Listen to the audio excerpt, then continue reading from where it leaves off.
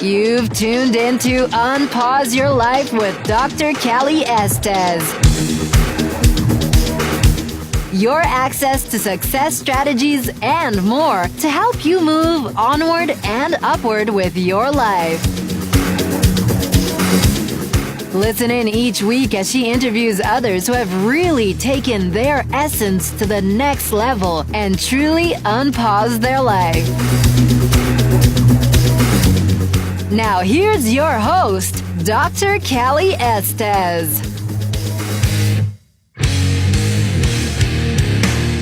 Hey everyone, welcome to the show. This is Dr. Callie Estes, and I am founder of the Addictions Academy, the Addictions Coach, and Rehab Rescue. Welcome to Unpause Your Life. This is a great podcast where we showcase people who have done something extraordinary with their life. I welcome you, and I hope you enjoy all of our guests. On my way, found a reason to wake up another day. You are listening to Unpause Your Life with Dr. Callie Estes, the Addictions Coach in the Addictions Academy.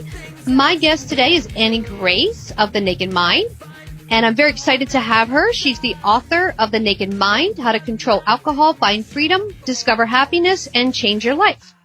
Annie grew up in a one-room log cabin without running water or electricity outside of Aspen, Colorado.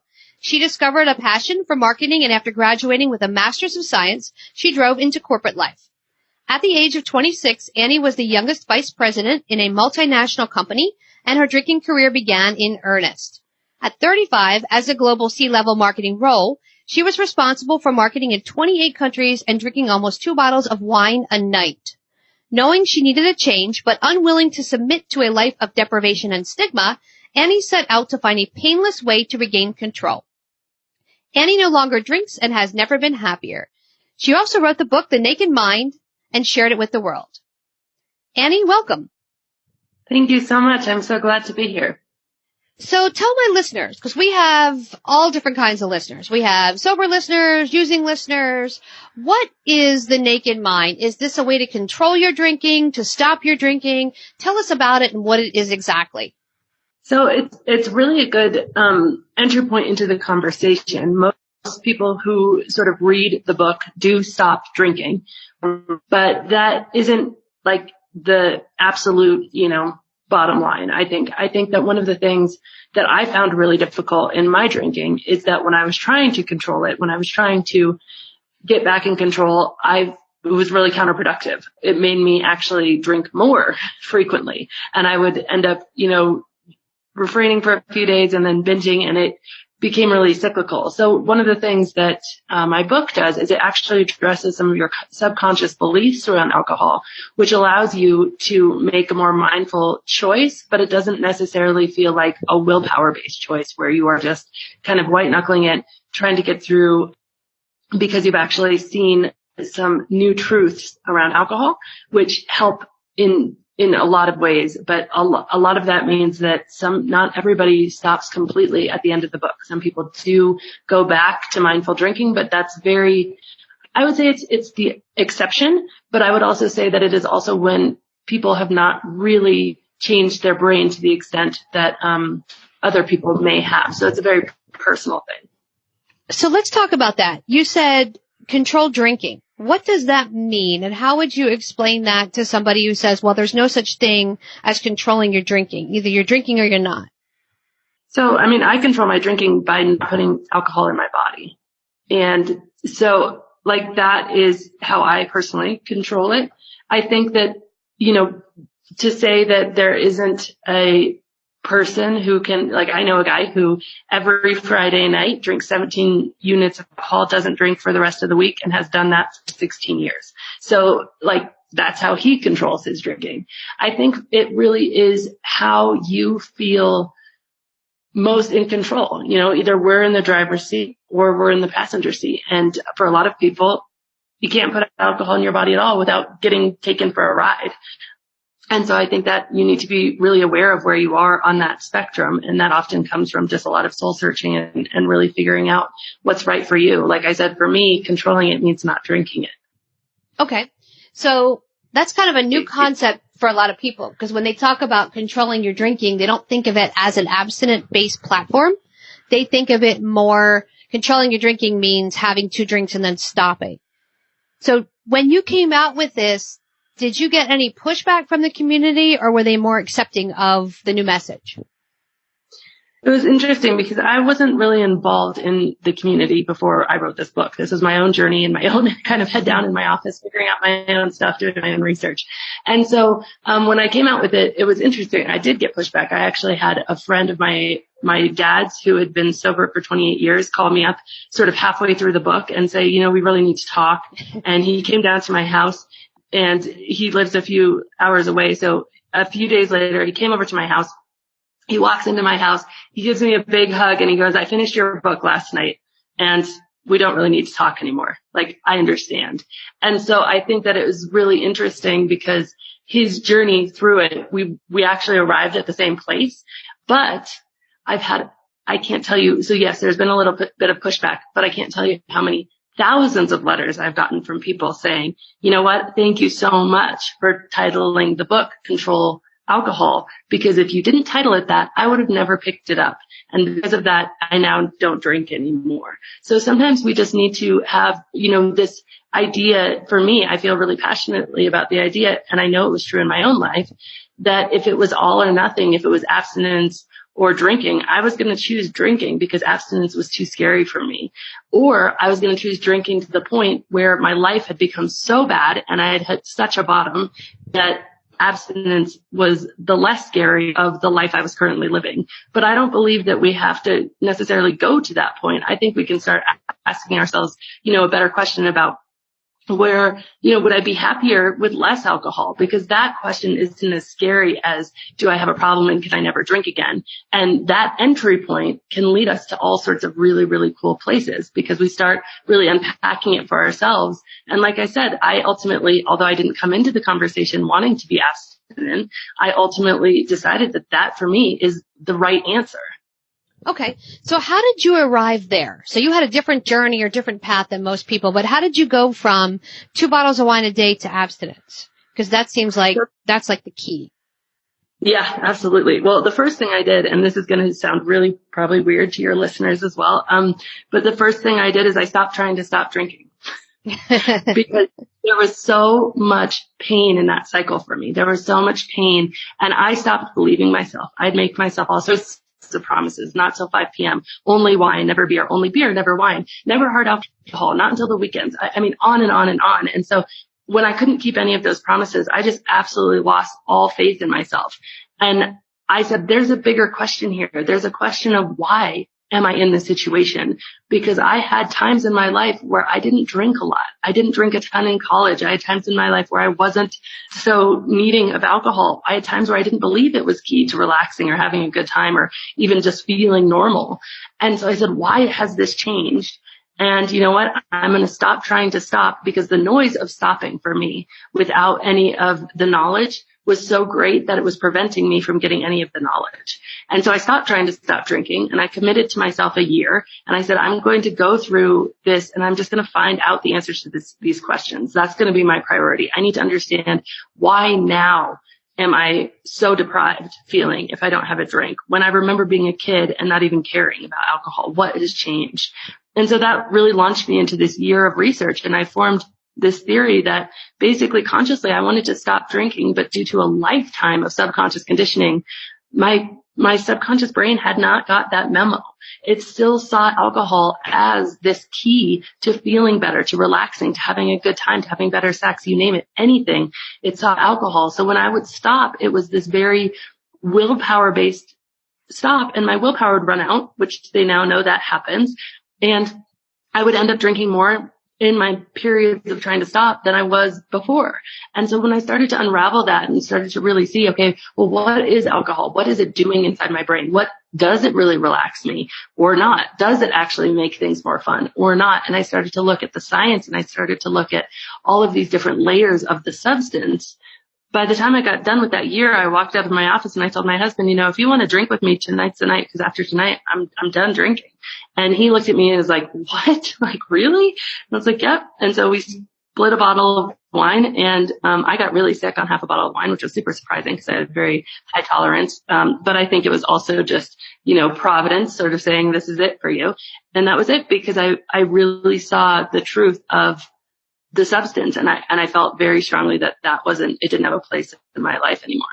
Let's talk about the subconscious brain for a second, because this is such a different idea. I mean, along with what we do, because I'm a clinician and been doing this for years, we talk about getting to the root cause, what's really causing the drinking, but you don't hear people in the industry talk about subconscious.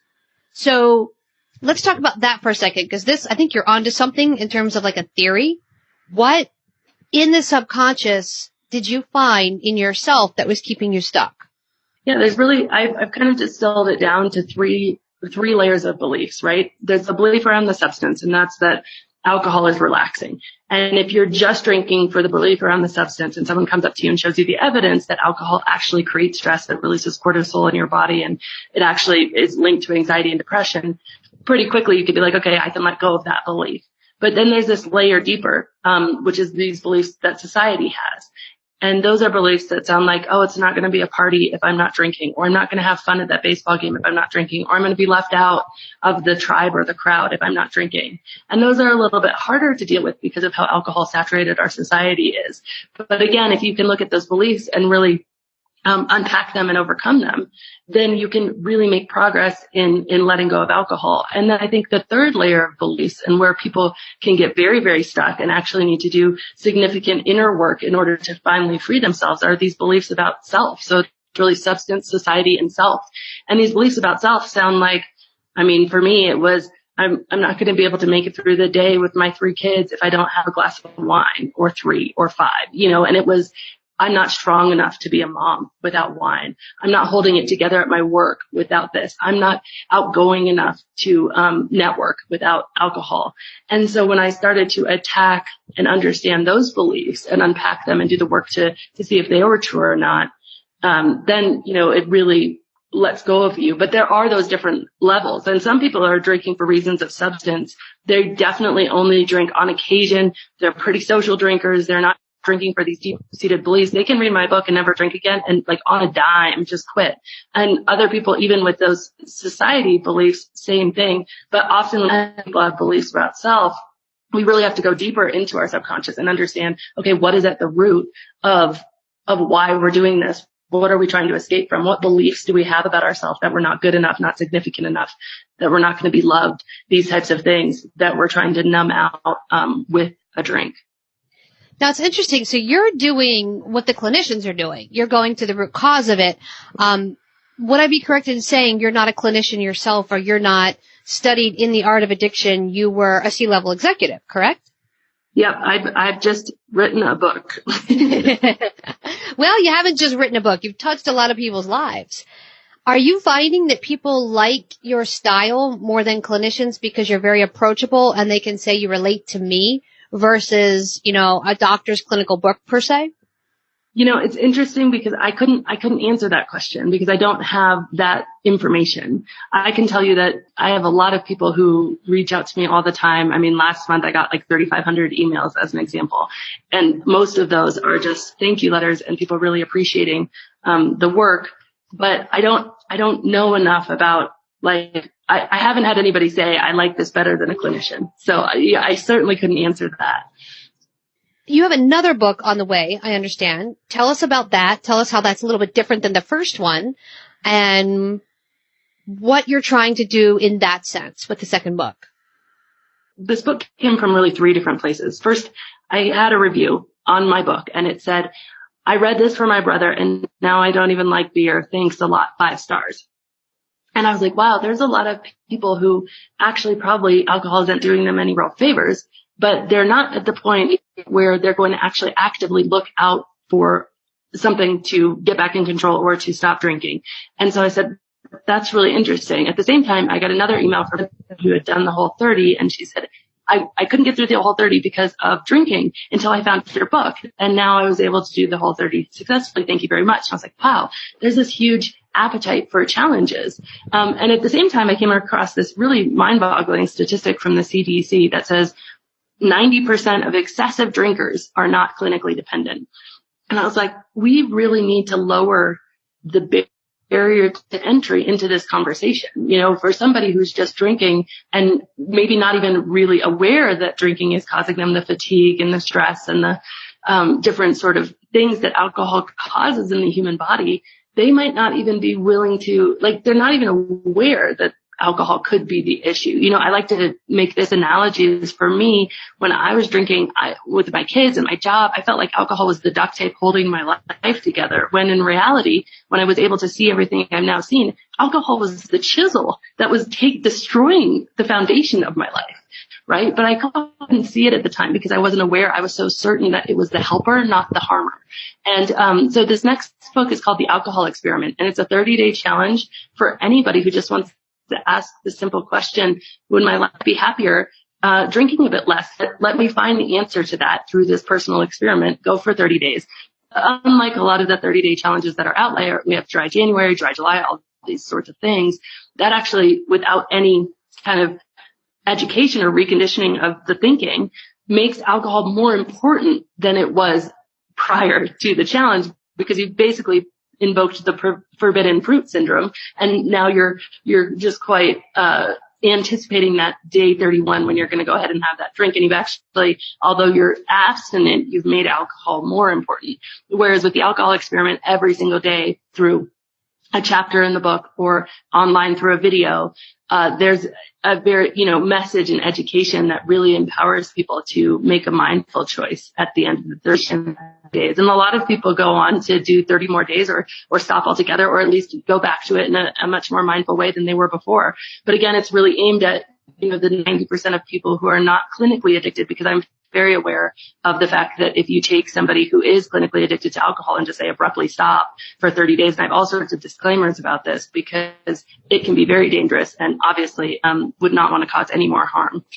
Wow. So you kind of did something very unique. I've been treating food addiction for 20 years, and you took the food addiction concept and put it on alcohol, which is if you go on a diet for 30 days, 10 days, whatever, you start Monday morning and you say, I'm going to go 14 days and not eat sugar. On the 15th day, I'm going to eat sugar. And then all you do for 14 days is focus on sugar and look forward to having that cake on the 15th day. And you did that with alcohol, that's never been done.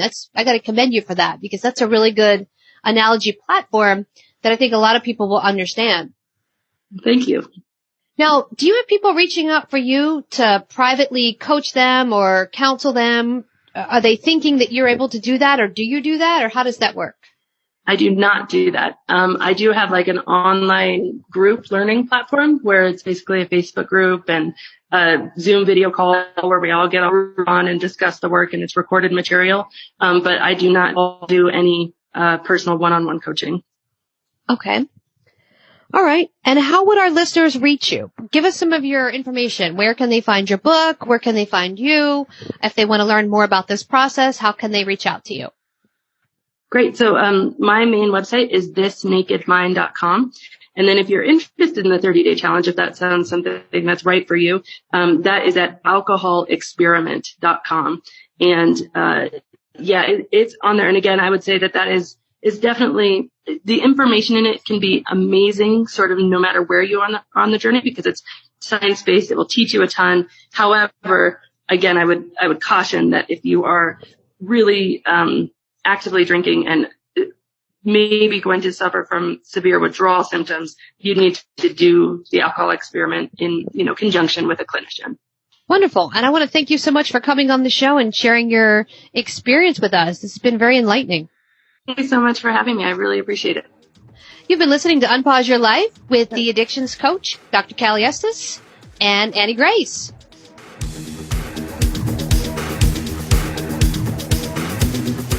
Hey everyone, thanks again for listening. I really hope you enjoyed the show today.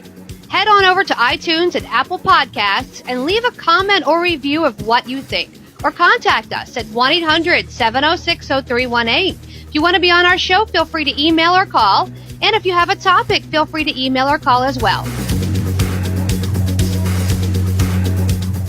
Thanks for listening to Unpause Your Life. For show notes and more, head on over to unpauseyourlife.com.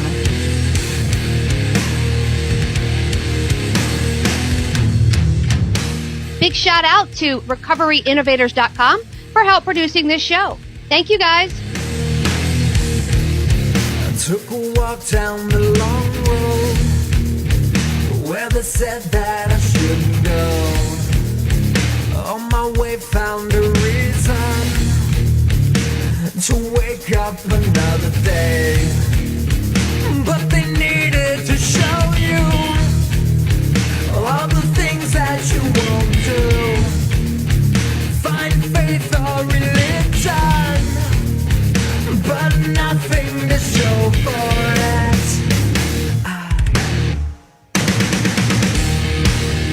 No need to escape in love with my pain. I may be weak, but I'm alive, still alive, and I won't be bound by your mistake. No, I won't be your enemy, trapped at the gate. Bring me to life, put me to death. Just give me something that's just not so hard to believe. To believe. To believe.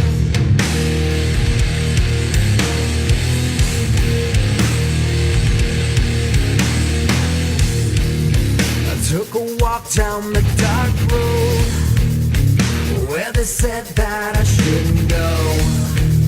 I knew the dangers of flying. Now I'm so far from solid ground. But they needed to show you all the things that you won't do. Find faith or religion, but nothing to show for it.